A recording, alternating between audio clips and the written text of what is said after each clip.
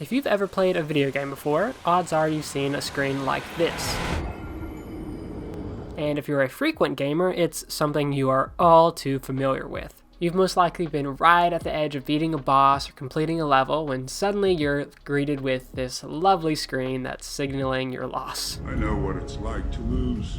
While some video games are built around this mechanic, others are actually built in a way to try and prevent you from dying. To say that the majority of gamers don't love seeing this experience isn't too much of an argument to make. But what if I told you that this failing can actually be a good thing, and that being greeted with that dreaded screen in game can actually be an opportunity to grow, both in the game and perhaps in real life? Now, I know that may sound a bit odd to a few of you, and even for me, it's honestly something that was always a bit strange, and I didn't understand until this past year I decided to kind of step outside of my comfort zone of games of Destiny and single player ones. I want to preface here that I've been an avid video game enjoyer for most of my life, and as someone studying to earn a degree in film, I of course really love a good story. And that's what I've always gravitated towards in video games. So when I play games, I do so to experience something, to escape and often learn from whatever story is presented to me. Because of that, I've never really seen the appeal of those games built on the idea of failing and dying repeatedly. Some of you may see where I'm going with this, but it's not exactly what you think. But yes, I'm going to be talking about the genre of games called the Souls-likes that are entirely built on this idea of failing. Games like Dark Souls, Bloodborne, Elden Ring, etc. These games are regarded as the most difficult challenges in gaming, being entirely built around the idea of the player having to die over and over and over again in order to beat bosses and challenges to progress through the game. As I mentioned, this idea had never really appealed to me, but not only did it not appeal to me, I honestly never understood why people enjoyed this approach of gaming. That is until last fall, when by happenstance, I decided to try 2 different games built around failure in very different, unique ways, but the first of which was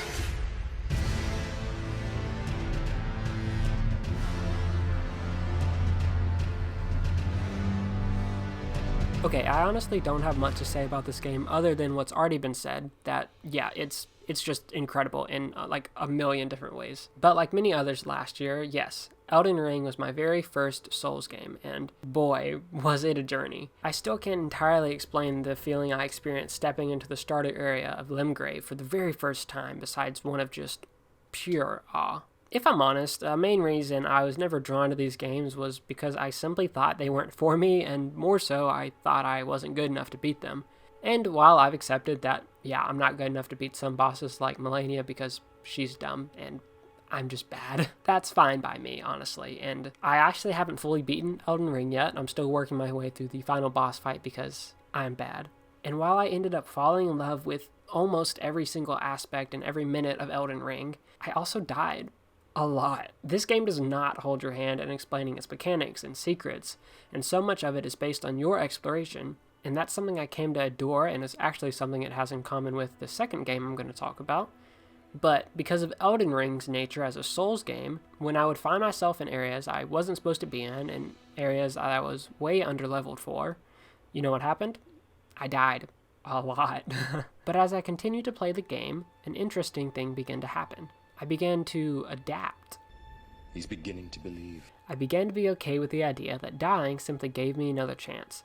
That instead of being a cause for rage, which it still was at a lot of points, seeing the dreaded words, "you died," slowly became a cause for me to pause, to reflect on my actions and consider how they are affecting the outcome and to try something different.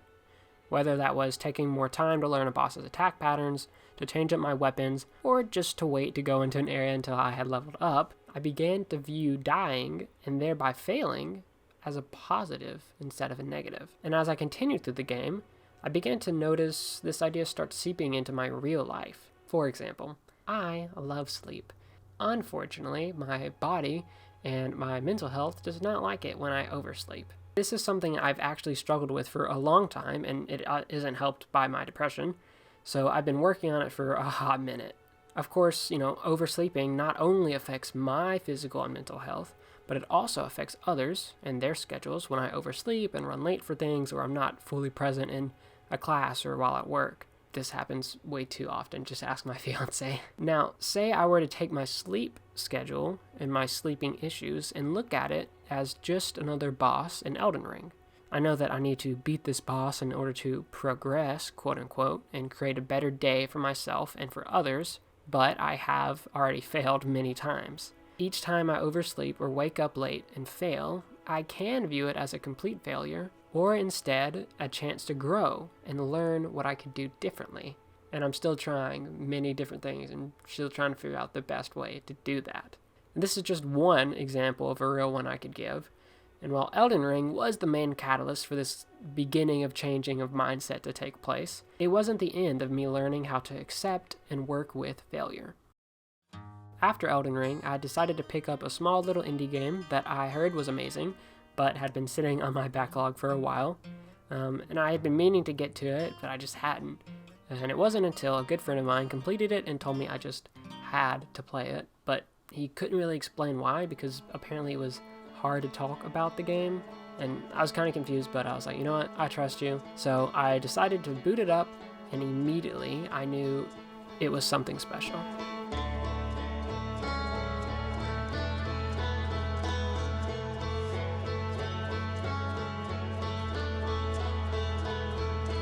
Okay, yeah, now I know why this game is hard to talk about without spoiling any of it, but I'm going to give it a shot.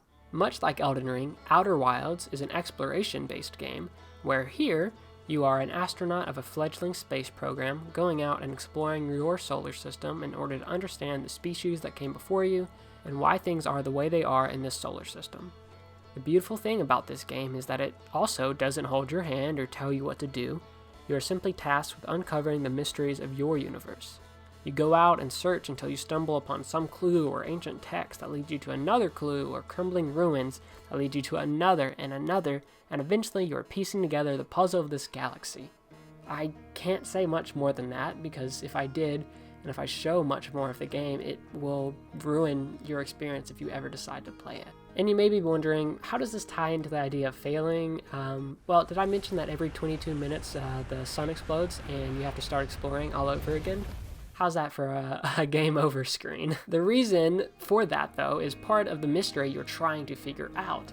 And the only thing that carries over from these deaths and this little time loop is your knowledge of the galaxy and its mechanics and its history that you explore and discover each 22 minutes. There's not necessarily a typical game over screen here, but when the loop nears its end, the same theme begins to play, and I would feel the same sense of dread as when I realized I was low health in an Elden Ring boss, and the feeling of, oh, not yet, I can do this.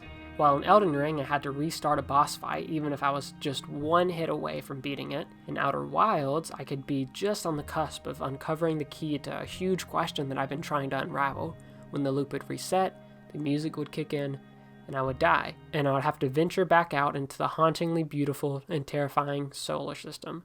In working on this video, I was trying to figure out how to put to words what I experienced with these two games, and I think I figured it out. Did these games forever change the way I see failure and make me never feel bad about failing again? No, of course not. Failing sucks, and we're human, and we all hate failing. But I think now, more than I did before, I think that failure is all in perception. When we mess up in life, whether it be a big mistake or a small one, we can choose how we react to it.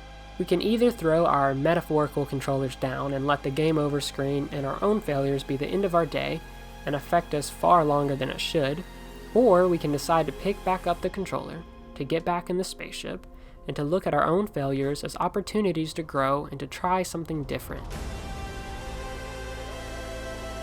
And little by little, by getting back up and trying again, by learning and growing from your failures and relying on the help of those around you, eventually you will experience a metaphorical screen that looks a little more like this. And then you will breathe a sigh of relief and take solace that your efforts were worth it and that your failures were not without cause. And eventually, you will face yet another boss, face failure once more. But perhaps this time with a new perspective, and sometimes that can mean all the difference. Hey, thanks for watching. If you enjoyed, be sure to subscribe for more video essay content. Leave a like, share with your friends if you want to discuss about how failure in gaming has affected you, and comment down below what game kind of, if any, made you feel like this, or your experience with Souls games or any other game that kind of made you think and reevaluate part of the way you feel about a certain aspect of life. I will see you later. Peace.